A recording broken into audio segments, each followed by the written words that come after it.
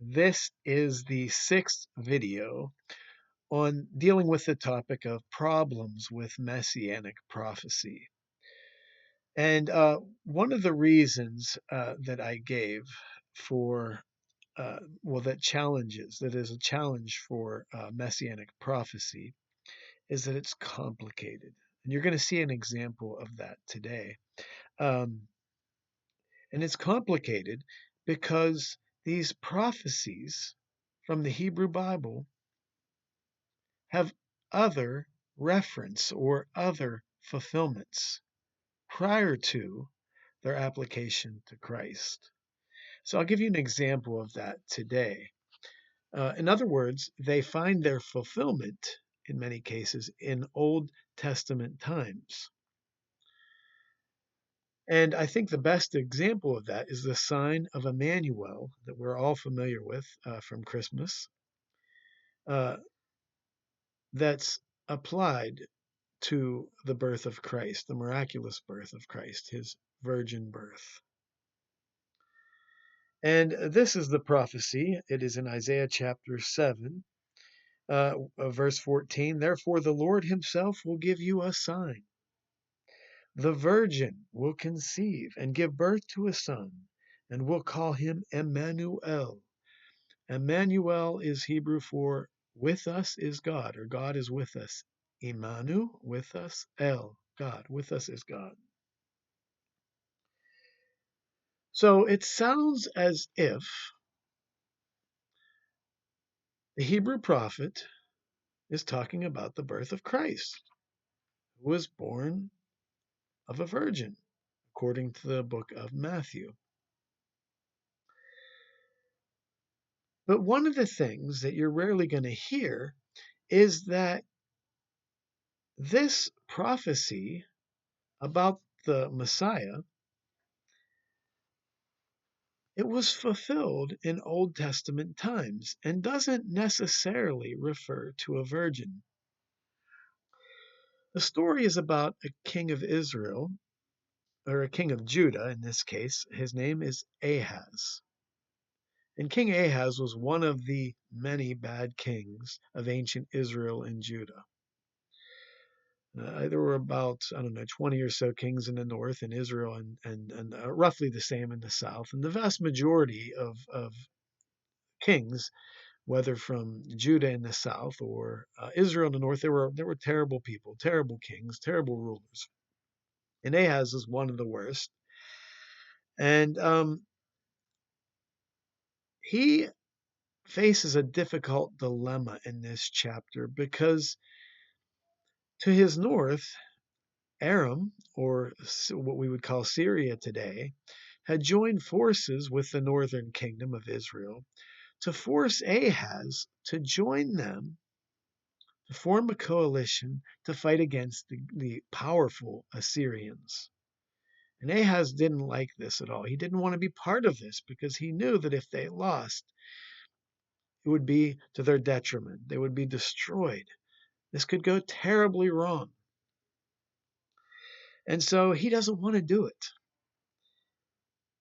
And it says this, the Lord said to Isaiah, go out, you and your son, She'ar Yeshuv, to meet Ahaz at the end of the aqueduct of the upper pool on the road to the launderer's field, and say to him, be careful, keep calm, and don't be afraid. Do not lose heart because of these two smoldering stubs of firewood, because of the fierce anger of Rezin and Aram and the son of Remaliah. Aram, Ephraim, and Remaliah's son have plotted your ruin, Ahaz, saying, let us invade Judah.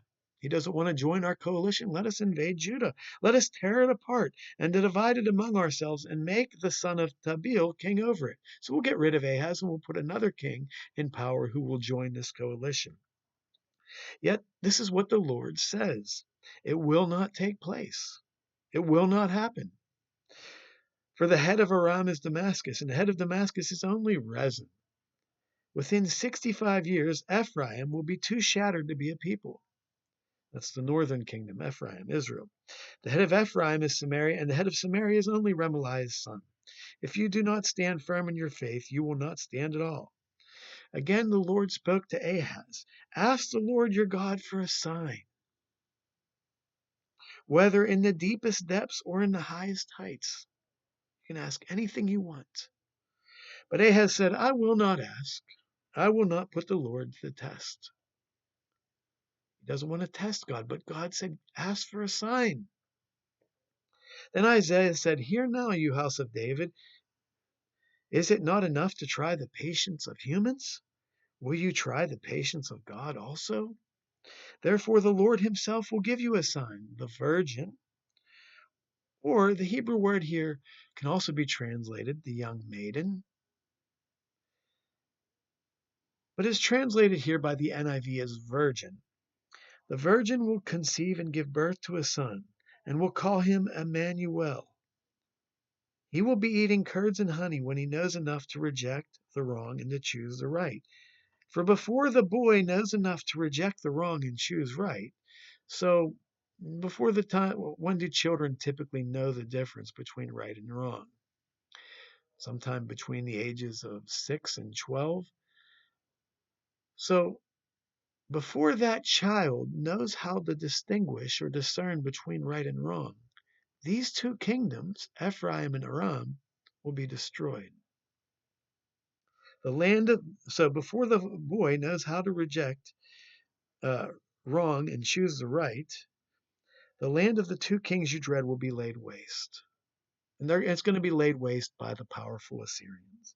The Lord will bring on you and your people and on the house of your father a time unlike any since Ephraim broke away from Judah. He will bring the king of Assyria. Now, the reason this, in this instance, this cannot apply to Jesus is because it just said before this child who is about to be born, uh, before this child's old enough to discern between right and wrong, these two kingdoms that are trying to force you to join their coalition are going to be destroyed. What sign would it be for Ahaz that Ahaz, hundreds of years in the distant future, a king is going to be born, and his name's going to be Jesus, and he's going to be born to a virgin? See, this wouldn't be a sign to him at all. This specific prophecy is referring to an event that happened in Ahaz's time. It was to be a sign for him and for his people that this anti-Assyrian coalition who's trying to force him and the Judeans to join, a sign to him that these two kingdoms are going to be destroyed. They're not going to be able to force him to join their coalition. So stand firm in your faith. If this were to be if Jesus were to be a sign for Ahaz, Ahaz would be dead for hundreds of years before Jesus is born. How is that a sign to him? And so you see the problem here. These prophecies in the Hebrew Bible, taken and applied to Jesus, often have reference to people and events from the past that were already fulfilled, that have already been fulfilled. And this word, it's interesting, this word that's used here, translated as virgin, Alma in Hebrew, is not really a word that means virgin either. It can mean virgin if we're talking about a young woman who is of the age of the age before marriage, but it doesn't specifically mean virgin.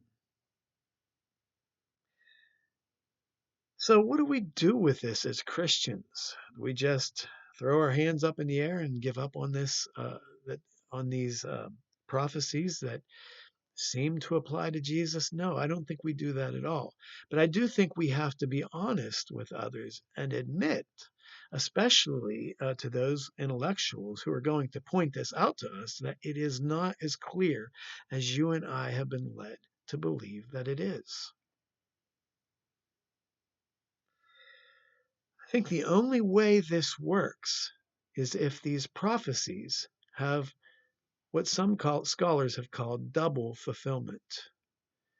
They had a fulfillment in their own day, as in the case of King Ahaz here, and the destruction of these two kingdoms to his north that were trying to force him to join this anti-Syrian coalition. So they had a fulfillment in their own day, but they also had a deeper, more significant, a hidden fulfillment that would come to fruition later.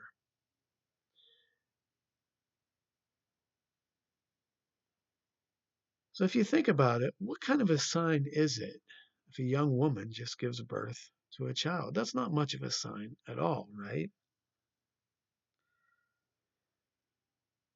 And it's interesting that if you go back and you read the Greek Septuagint and their translation of the Hebrew text here, it's less ambiguous.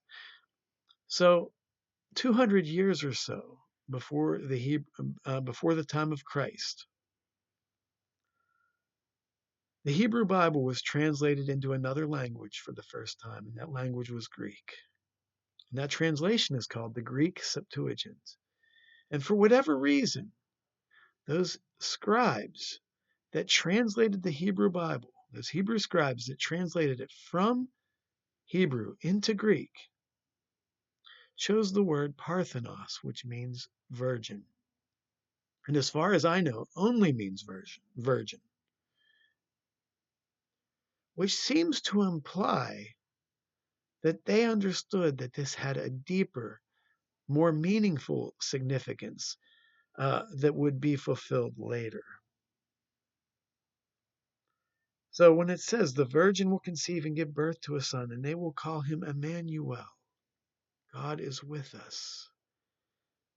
That lofty language, which may have been interpreted in Ahaz's day only poetically or as God with us in a veiled sense, this prophecy has a much deeper, more meaningful significance that will be fulfilled later in the time of Christ, who is really Emmanuel, God with us. But it isn't quite as clear, as black and white, as you and I have been led to believe. But again, and I'm going to keep saying this, because I believe it is the key to unlocking some of the most perplexing mysteries of God.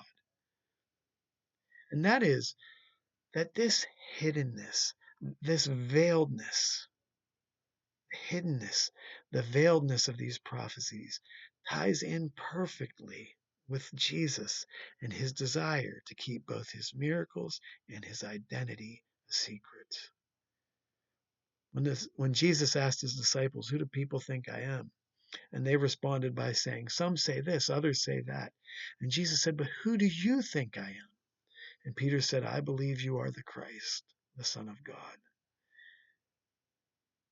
And nobody pays attention to what Jesus says next.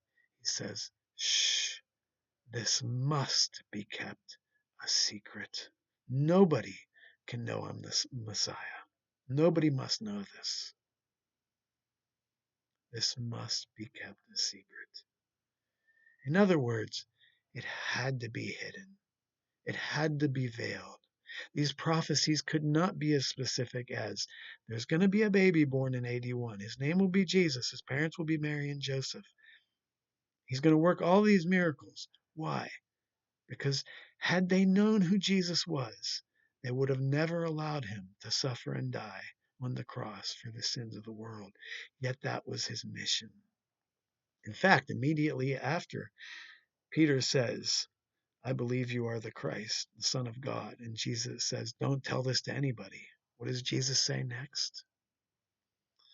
I hate the fact that there's a break in many of our Bibles at this point because it should all be read together as the early manuscripts do.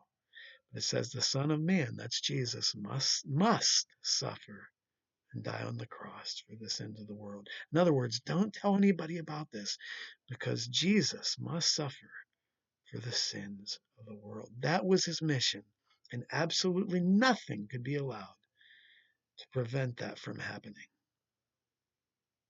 So the question is, how would widespread knowledge of who Jesus was, of his identity as the Messiah, how would that have derailed his plan? Because nobody is going to allow a miracle working Messiah to die at all, let alone on the cross for the sins of the world. After all, he could be useful to all of us. But Jesus came to die. And he came to die for you and for me. That was his plan, and absolutely nothing could be allowed to prevent that from happening. So the hiddenness, the veiledness that we see in these prophecies, it's all part of the divine plan to ensure that Jesus would die on the cross for your sins and for my sins.